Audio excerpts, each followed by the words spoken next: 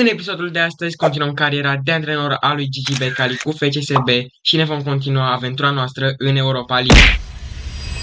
După cum vedeți, în episodul trecut am rămas la meciul cu Bologna din play-off-ul Europa League pe care urma să-l jucăm, doar că mi-ați lăsat în secțiunea de comentarii niște jucători pe care ar trebui să-i transfer în împrumut pentru a ne ajuta să ajungem cât mai departe, așa că asta o să fac. L-am găsit pe acest portar, Renato Marin, pe care o să-l luăm în loan, pentru că pare un monstru în poartă. Îl dăm loan cu buy, să putem să cumpărăm de 2 ani. Vine Enrique să negocieze cu Becali, senzațional. Plătim noi 60%, nu prea contează. Și luăm, dar nu cred că vine la echipă până se termină perioada de transferuri. Oricum el se gândește. Îl avem și pe Leoni, fundașul ăsta central, 6 cu 5, are undeva la 2 metri. Așa, o să-l luăm și pe el, nu merge să luăm la un pe Ngumoha, mi-a spus să-l iau left winger în locul lui Octavian Popescu, nu merge să le iau în loan. Obi, merge să luăm pe Obi în loan. Și Obi mi-a spus și de băiatul acesta, doar că o să le iau basic terms. Îl iau un an, pentru că short term. Ok, luăm pe 6 luni până la finalul sezonului. Și vine pur și simplu la echipă. Aveam un băiat, un atacant, îl aveam pe Elizer Maenda, care are un potențial senzațional. Așa că o să încercăm să o luăm în loan. După cum știți, Bârligea, episodul trecut, a fost varză, așa că m-am gândit, bă, ia să iau un jucător în locul lui Bârligea și l-am găsit pe băiatul ăsta. 14% clauză. Bă, maxim 5% îți dau clauză unui viitor transfer. Ok, 6% și 12 milioane de euro. Îl luăm așa, dar nu știu dacă o să vină jucătorii la echipă. Nu cred că au timp să gândească. Dar cam astea au fost transferurile pe care le-am făcut. O să-i dau câte oră. Și am uitat să vă spun, trebuie să angajăm și niște antrenori, pentru că este foarte important aparent să ai un antrenor bun la echipă. Eu nu prea am bani, dar o să fac tot posibilul. Vreau să iau unul pe fiecare poziție, măcar. Hai. A venit cineva. Bun, cine e ăsta? În 2 ore a venit la echipă. Cred că e portarul. M-am uitat cât de mare e pe lângă Becali. Haideți să vedem cine a venit. E Renato Marin, care e în loan pe 2 ani. Și credeți-mă că o să crească mult băiatul ăsta. 70 overe, dar are niște staturi foarte bune. Îl ținem pe bancă oricum. Poate. Și Obi a venit pe 6 luni. Îl putem juca și left winger pe băiatul ăsta. Și mai era un băiat care nu cred că o să mai vină la echipă. Și simulăm ziua, să vedem dacă mai vin jucătorii. Dăm pe 2, simulăm și meciul cu Oțelul în același timp. Facem egal cu Oțelul, ok. Nu mai contează campionatul oricum, vă zic de acum, pentru că noi ne bazăm pe Europa League. Campionatul este deja câștigat. Avem cupa, care... Să vedem dacă au venit jucătorii și Obi. Îl băgăm în locul lui Chiam aici. Și în locul lui Crețu intră Marin. Ok. Poate luăm și pe Job Bellingham sezonul următor. Dar până atunci simulăm și meciurile din cupă și meciul cu Craiova. Și dăm direct la meciul cu Bologna, zic. Ce are? Ok, hai să vedem ce facem în cupă cu Botoșaniul. Cupa oricum nu prea este important, dar e pentru noi. N-am la bătaie 3-1, nu este nimic, ok. Se mai ia bătaie. Cu Metaloglobus nu ne permitem să pierdem. 4-0 îi distrugem, dar am pierdut cupa. Ok. Până la urmă am zis că nu nimic. Batem și Slobozia, care Slobozia este pe poziție de play-off. Meci cu Craiova acum. Ok. 2-2. Nu prea este ok pentru că e fix înainte de meciul cu Bologna. Iar noi trebuie să avem jucătorii plini de moral. Să fie fericiți, ok. Probabil cel mai important meci și ce noi să-l băgăm pe Obi în primul 11. Îl vede pe Obi ca un jucător bun și este important să-l jucăm și pe el. Ok, o să-l bag. Îl bag titular. Dacă îmi zice Pioc să-l bag, îl bag titular cine. Și echipa arată cam așa. L-avem pe Ternovan în poartă, Borza, Daua, Înghezana, Pantea, Stanciu, Olaru, Tănase, Obi, Berligea și fratele lui Mbappé, Ethan Mbappé. Nu mai stăm la discuții și dăm direct drumul la meci. Becali este nerăbdător să joace. Vedem jucătorii cum vin. Îl avem pe Pantea, Ethan, Mbappé și Becali aici. Jucăm la noi acasă. Home Fortress. Ne spune ok. Să înceapă meciul. Nu mai stăm la discuții. Cel mai important meci de-al nostru de până acum. Wow, senzațional. E bine că jucăm la noi acasă primul meci. Dacă era în deplasare, aveam avantajul returului totuși, dar trebuie să ne bazăm pe tur aici. Să batem în tur cu mult și după ne relaxăm la ei acasă. Pleacă Obi, pot ce joacă ăsta deja. Deja îmi place de el. Bârligea, iar o pierde Bârligea din prima, deci mă omori, bă băiatule, mă omori, mă distrugi. Ok, nu o să mai... Cred că o să-l băgăm pe Obi în locul lui Bârligea de acum. Și fază periculoasă pentru italieni. Nu, apără Târnovanule, bravo. Respinge, respinge, respinge. Ce-ai făcut? Nu, bă, trebuia să-i dau pe cerc. Cream că dau o pasă frumoasă și recuperăm mingea. Ok. Ajunge mingea la fratele lui Mbappé, care joacă bine, fratele lui Mbappé. Două driblinguri, trece de doi adversari, o întoarce la Olaru pentru Borza. Tănase acum la Obi. Obi nu-i nimic. E tânăr Obi, trebuie să mai înțelegem și pe el. La Bârligea n-are scuză.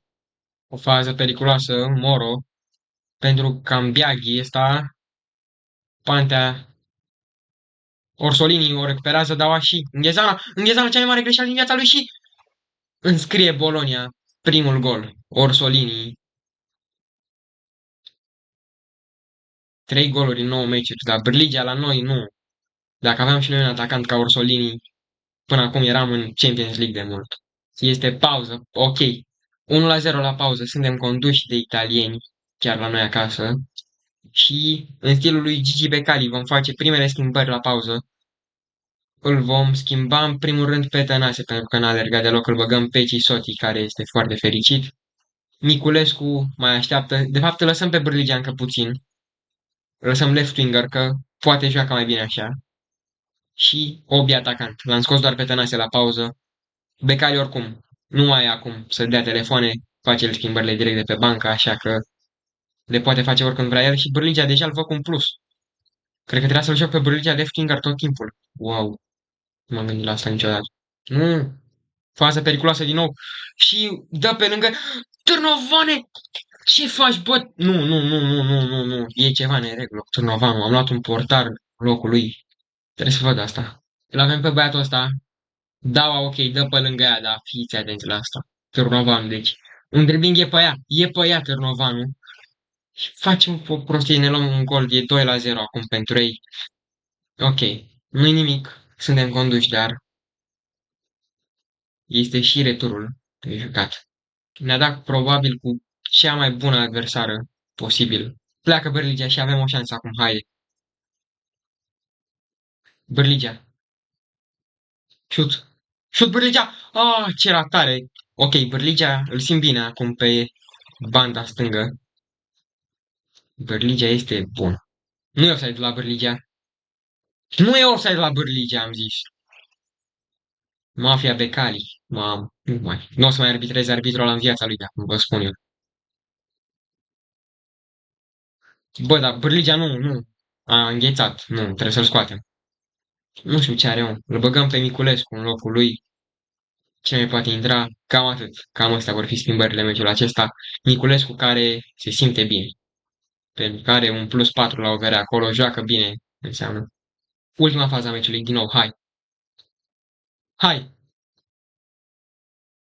O, ce faci, Isot, ești prost! Ne luăm bătaie 2-0. 2-0 în tur și mai avem și returul la ea acasă. Va fi un meci greu de jucat. Și acum avem meci cu Bologna. Becali se va duce la conferința de presă să vorbească cu ei de data asta, pentru că aparent când nu a vorbit cu ei, s-a spărat și eu să vorbim. Chiar acum, uite-l pe Becali cum vine, ne spune de Tănase, Tănase se simte bine. Da, adevărat, Javier. Când da și nu ca Daua, știu că Daua e pe altă planetă în ultima vreme și Pantea îmi place cum joacă, spune Becali. Să trecem la joc. Dar în primul rând să vedem cum arată echipa. Vreau să-l joc pe Bărligea left winger și îl bag pe Obi atacant. Sau să-l joc, nu.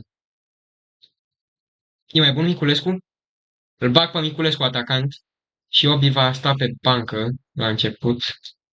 Da, așa vom juca. Avem pe Târnovanu, Borza, Daua, Înghezana, Pantea, Olaru, Stanciu, Tănase, Berligea, Miculescu și Mbappé. Haideți să ne facem o cruce înainte. Doamne ajută. Și îi dăm drumul la meci. Începe partida în Italia.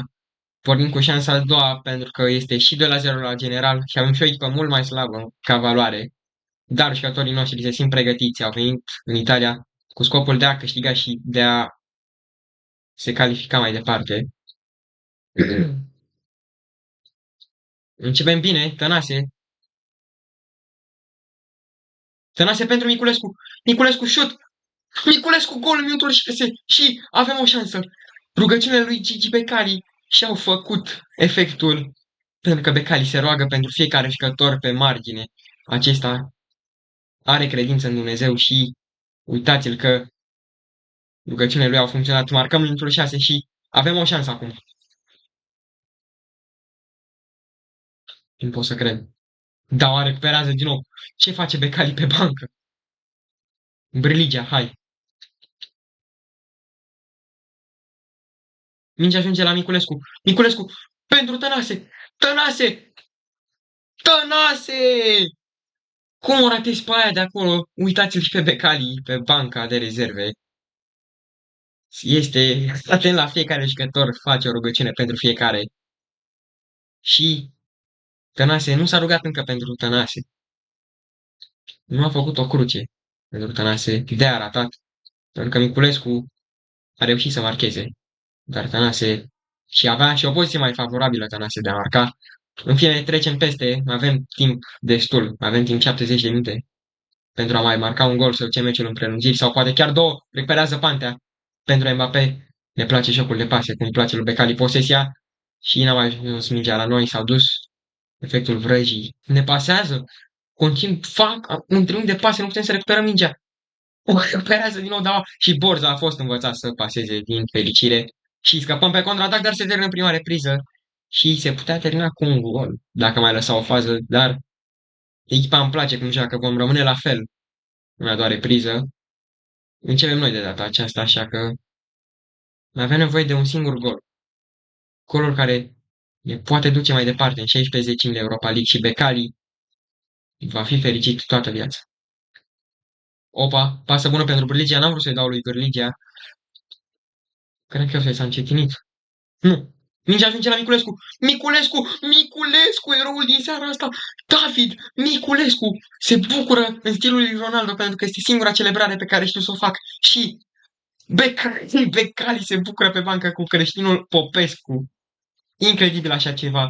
Ce se întâmplă în Italia în aceste momente? De la 2-0 în tur, plecăm cu a doua șansă și reușim să egalăm. Miculescu, clar, este mult mai bun atacant decât Bârligea. Bârligea se descurcă mai bine pe stânga, din punctul meu de vedere. Și uitați cum o pagă. Instinctul de atacant nu dă greș. Și Miculescu reușește dubla. Mai putem reuși încă un gol, mai avem timp. Și putem ajunge calificați în primele 90 de minute, fără a juca prelungirile. Recuperăm. Pantea. Se duce Pantea singur. Pantea de unul singur nu mai poate. Este extenuat. N-are cu cine să paseze. Pantea îl vede pe Stanciu. Stanciu. Pentru Tănase. Tănase. Șut. Tănase. Sigur. Sigur. 0. 3-0. Becali. Ce ai făcut Becali pe bancă? Este 3-0. Nimic nu ne mai poate opri acum. Nimic nu ne mai poate opri. Și din nou face fiul Cristiano Ronaldo primul său gol în Europa League. Florin Tănase, jucătorul care este la noi de ani de zile, ani buni, chiar dacă a plecat în Arabia în câteva sezoane, un sezon sau două, o recuperăm din nou. Ce se întâmplă cu ei? S-au demoralizat total, nu mai știu ce se întâmplă pe teren. Este faultat, este fault urât, e intrare de galben asta.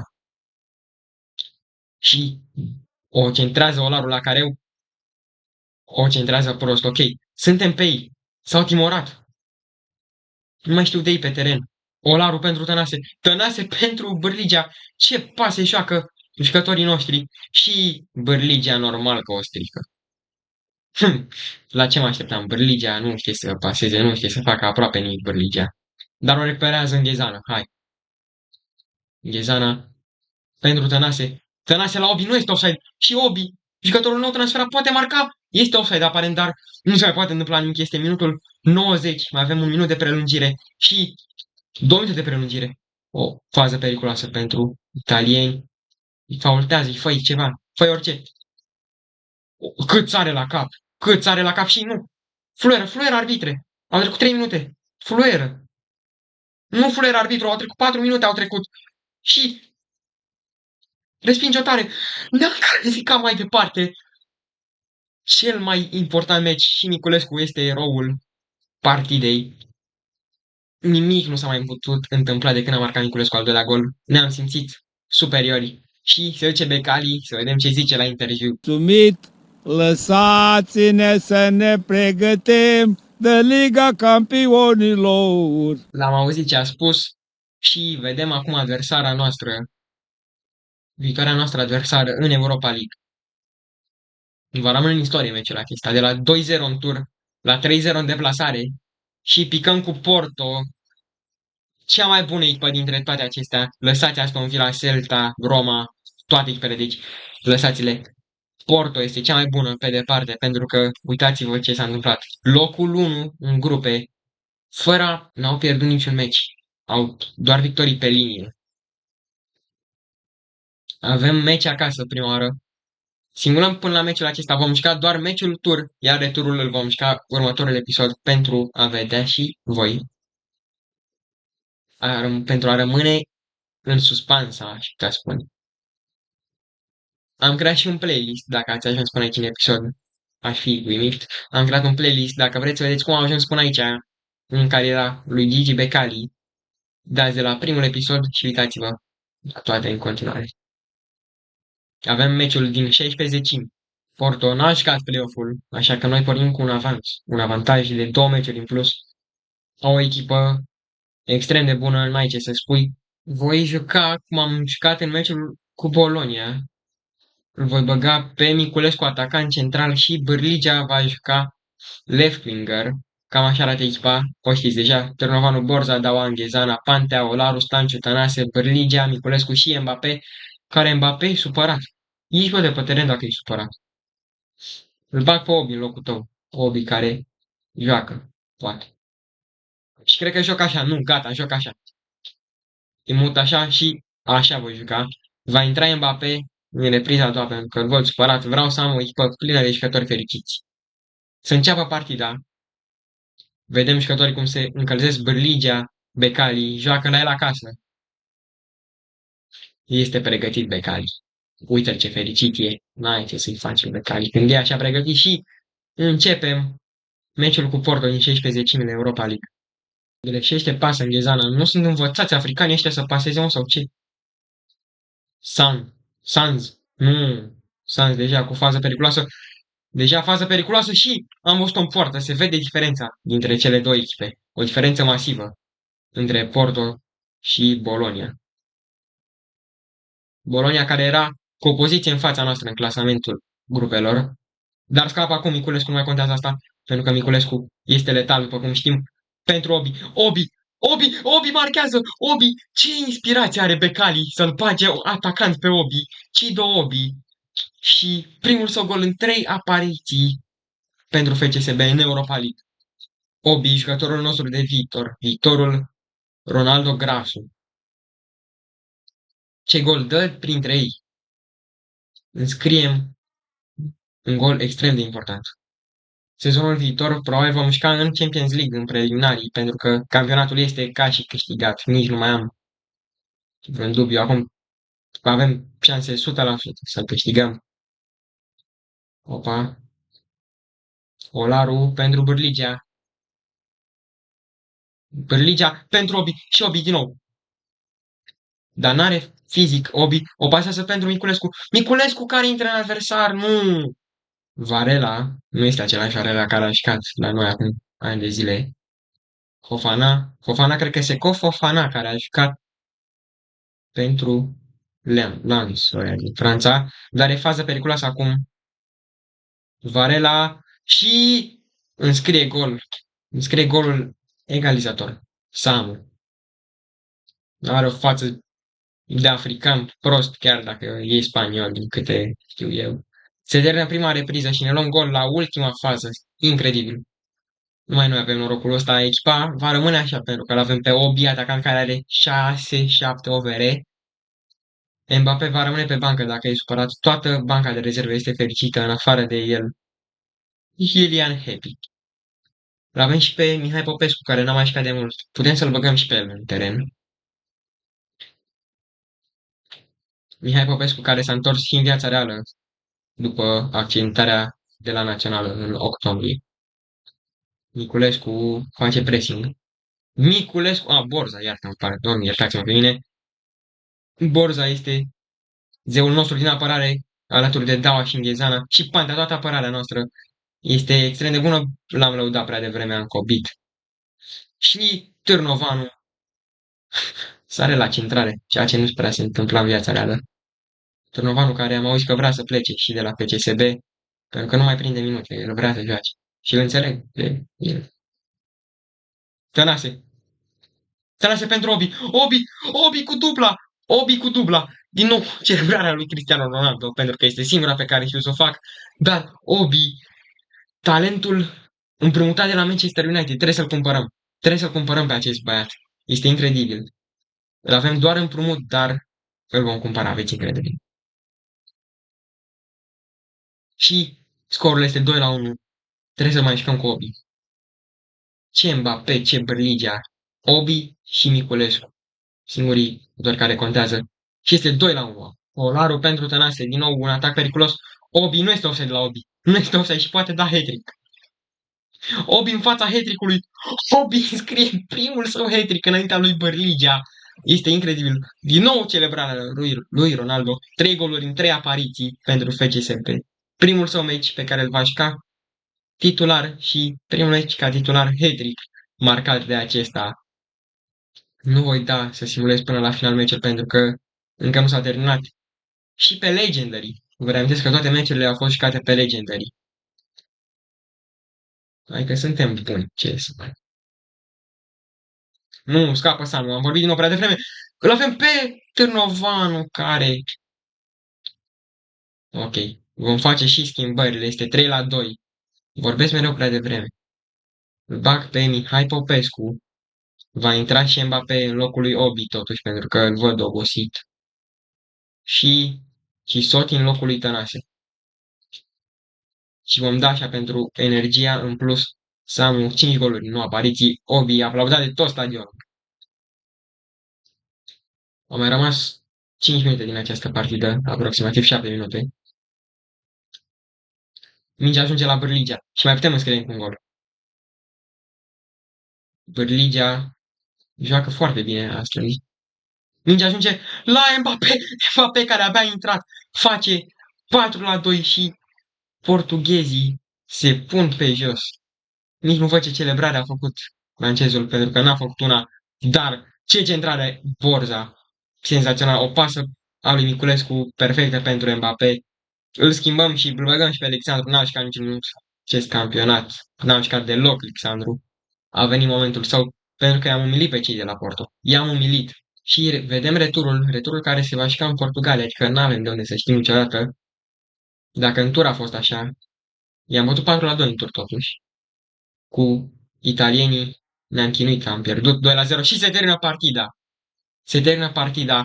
Obi cu hat-trick-ul, 3 șuturi pe poartă, 3 goluri a avut. Chido Obi. Becali nu se mai duce pentru că a câștigat. Pentru că a câștigat, nu se va mai duce la conferința de presă. Opa, avem play-off-ul. Haideți să vedem cu cine suntem în play-off. Avem o diferență de 10 puncte. Enormă diferența de puncte. Hermannstadt, Faru, FC Argeș, Rapid, Dinamo și, desigur, noi care distrugem tot. Nu e nici Craiova, nici CFR-ul în play-off. Ok. Vom simula meciul cu Argeșul și voi simula și meciul cu Porto pentru că am ajuns la 55 de abonați și mă simt prea bine. Și în episodul viitor vom juca sferturile de finală dacă ne vom califica, desigur. În deplasare se va duce Becali la conferința de presă să vedem ce îl întreabă portughezii. Pantea joacă bine, mai spun încă o dată. Târnovanu, Gabri, Veiga. Opa, nici nu știam că joacă la ei. E atât de cumbăr a fost pe teren, Gabri, Veiga. Ok, am fost la interviu. Îi voi da sim în meci. Stați că iar trebuie să fac schimbările direct din teren, stați puțin. Direct de la team management. Îl băgăm, iar Mbappé e unhappy. De ce ești unhappy? Uite-l pe Obi. Obi strălucește. Vom da tactical view, să vedem un meciuri cum ar veni, iar noi suntem Gigi Becalea. Vedem ce vede acesta. Mascotul lui Porto. Un dragon, nu știu ce, și intră jucătorii. Stadion senzațional. Îi vedem, sunt pregătiți, ei par pregătiți, dar noi suntem și mai pregătiți. Ăla era Jose Perez. Ăsta nu e Gigi Becali. Cred că l-au răpit. Haide, începem meciul și vedem ce vede Becali. Îl vedem chiar aici pe Becali. Senzațional. Mai evoluat FIFA-ul, voi juca cu camera aceasta. Mă rog, mă voi uita la meci cu camera aceasta. Putem să-i dăm și jump in dacă vedem că ne luăm vreun gol sau ceva. Dar dacă nu este nevoia, nu voi face asta. Minutul 75 vom face și schimbările.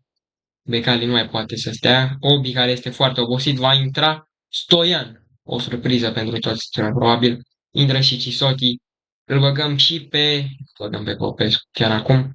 Îl scoatem pe Bărligea, îl băgăm pe Popescu. Și intră și Mbappé. Schimbăm tot atacul complet pentru a le mai da o șansă portughezilor. Pentru că la 4-0, 4-2, iertați-mă.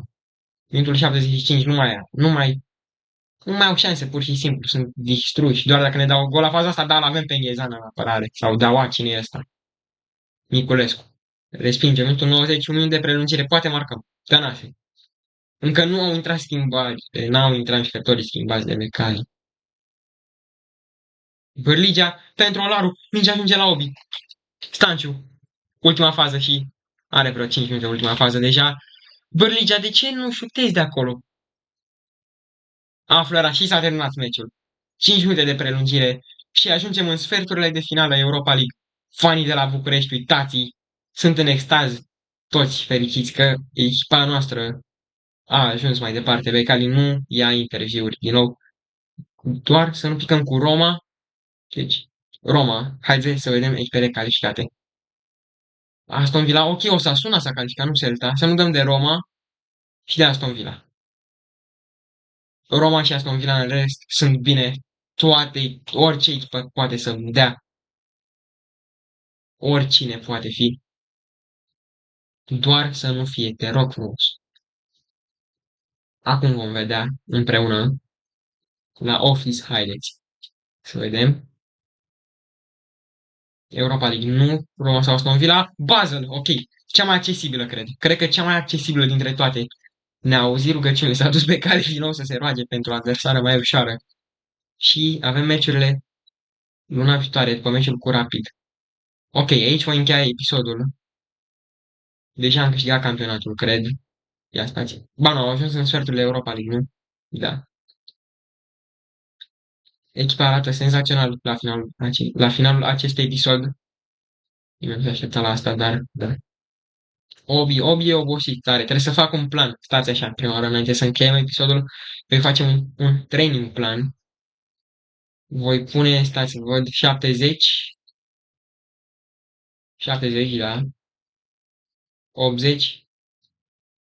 80, așa am văzut eu. Și 70. Și că ăstea sunt cele mai bune.